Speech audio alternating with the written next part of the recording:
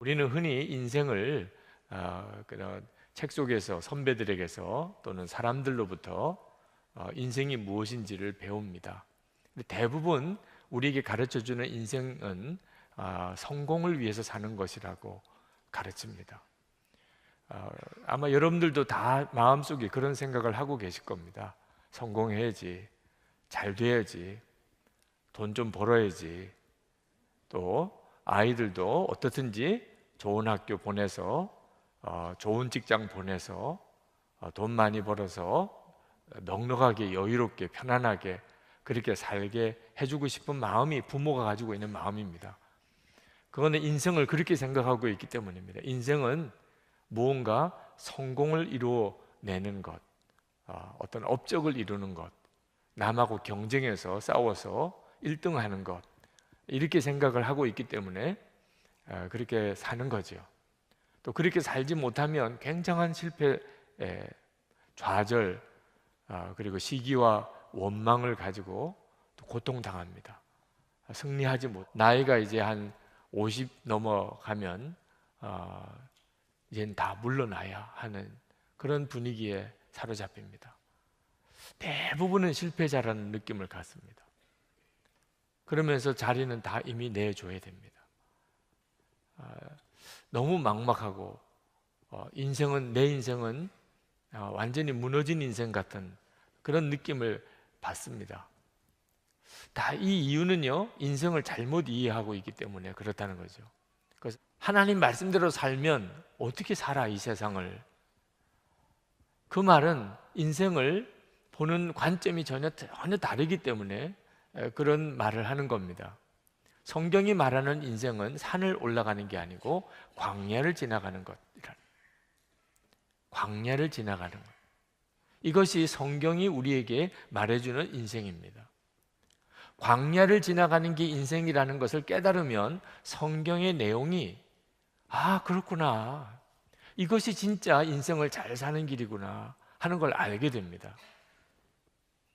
이 광야를 가는 거하고 산을 오르는 거하고는 굉장히 다릅니다. 굉장히 다릅니다. 그래서 인생을 생각하는 것이 완전히 달라지게 되는 겁니다. 산은 정상이 보입니다. 아무리 높은 산도, 에베레스트 산도 멀리서 보면 정상이 보입니다. 근데 광야는 끝이 안 보입니다. 어떤 게 여러분 인생 같습니까? 인생은 도무지 끝이 안 보입니다. 산은 어떻게 올라가야 할지 대강 감이 잡힙니다. 올라가는 길들도 되게 정해져 있습니다. 얼마나 걸릴지 대략 잡힙니다. 저 산 정상까지 올라가는데 대략 얼마나 걸릴지.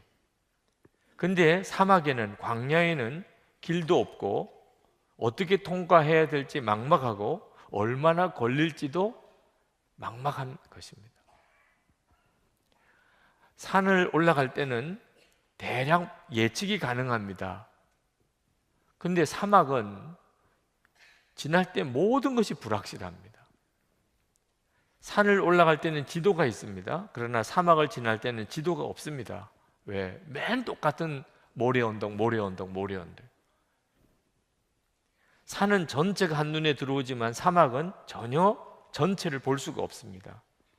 산은 변하지 않고 항상 그대로지만 사막은 변화무쌍합니다. 오늘 있던 모래 언덕이 내일이면 사라지고 없던 언덕이 새로 생깁니다.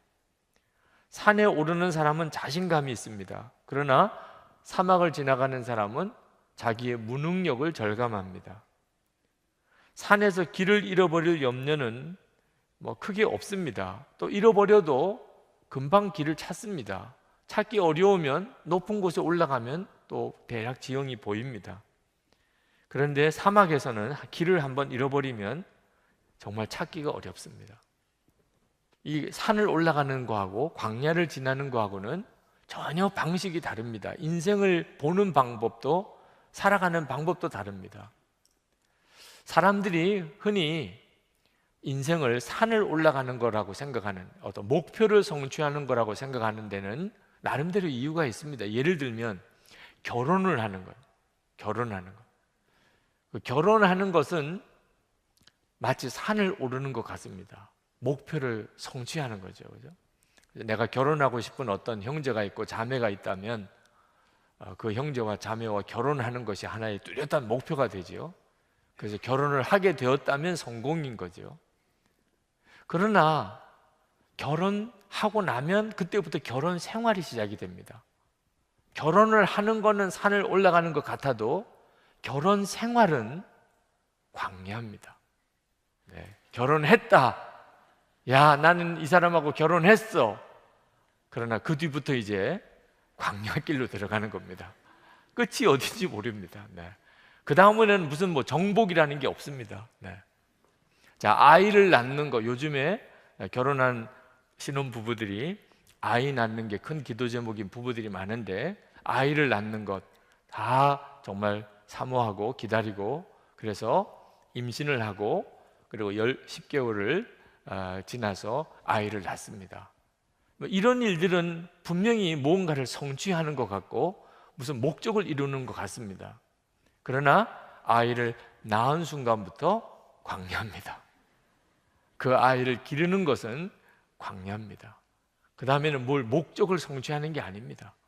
정말 끝도 없을 것 같은 육아와 또 아이 자녀 양육의 길로 들어선 겁니다. 직장 취직하는 것, 지금 젊은이들에게 정말 어려운 문제가 직장 취직이라고들 합니다.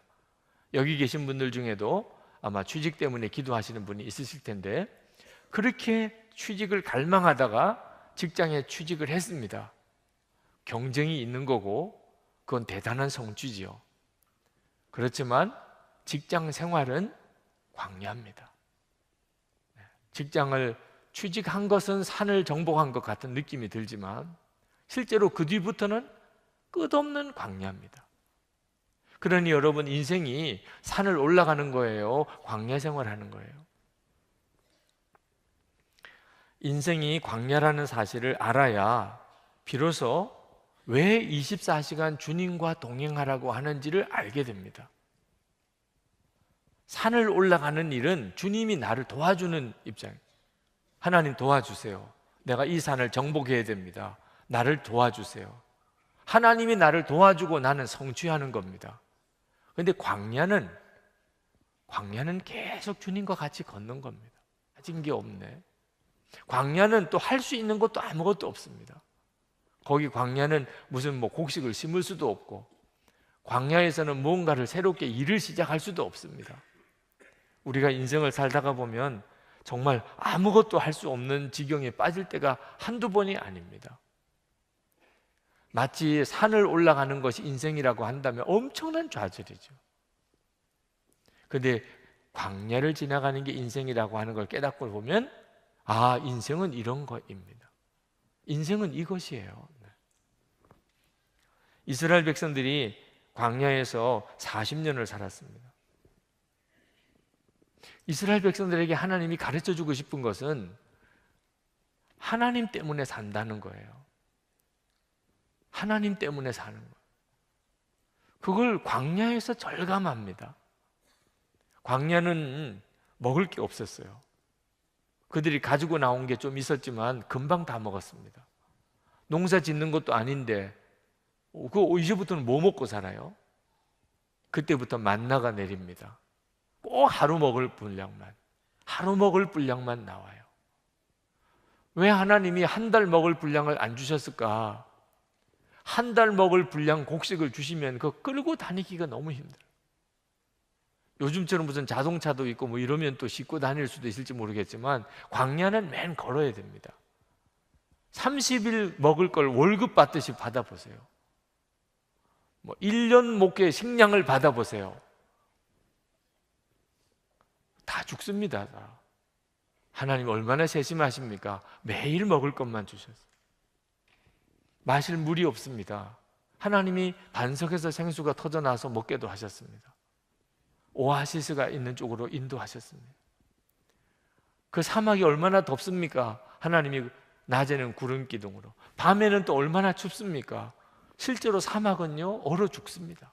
추위 때문에. 밤에는 불기둥으로 그렇게 돌보셨습니다.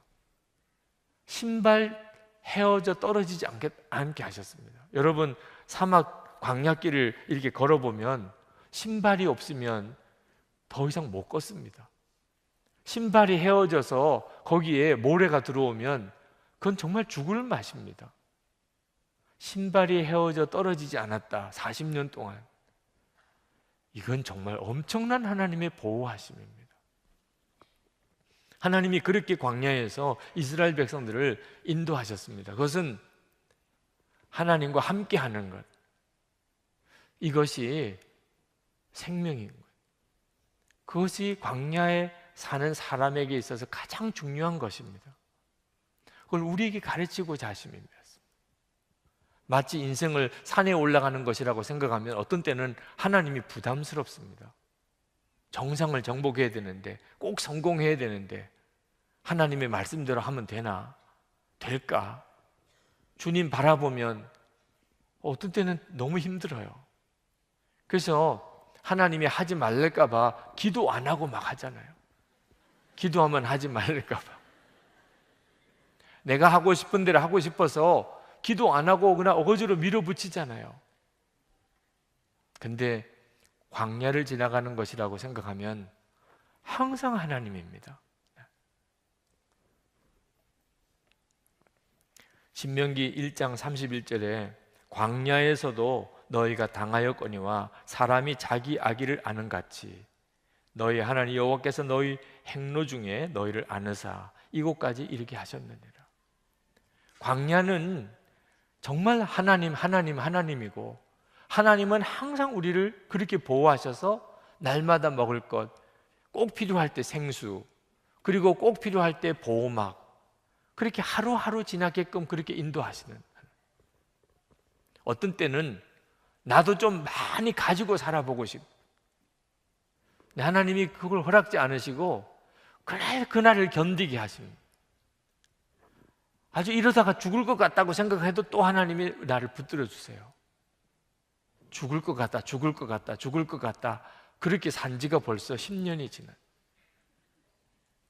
그게 광야 생활입니다. 하나님이 우리를 안고 오신 거예요. 출애굽기 19장 4절에 나의 애굽 사람에게 어떻게 행하였음과 내가 어떻게 독수리 날개로 너희를 업어 내게로 인도하였음을 너희가 보았느니라. 광야 생활을 한다고 생각하고 주님을 바라보면 주님이 날마다 우리를 먹이고 입히고 그리고 기르시고 함께 하시는 것을 다 알게 됩니다. 정상에 올라가는 것을 생각하니까 하나님이 원망스러운 거예요. 하나님 왜 내게는 저렇게 안 해주시나 싶고, 왜 나는 이 모양밖에 안 되나 그렇게 여기는 거예요. 산을 올라간다고 생각하는 거하고 광야를 지난다는 생각하고 엄청난 차이입니다. 하나님에 대한 느낌.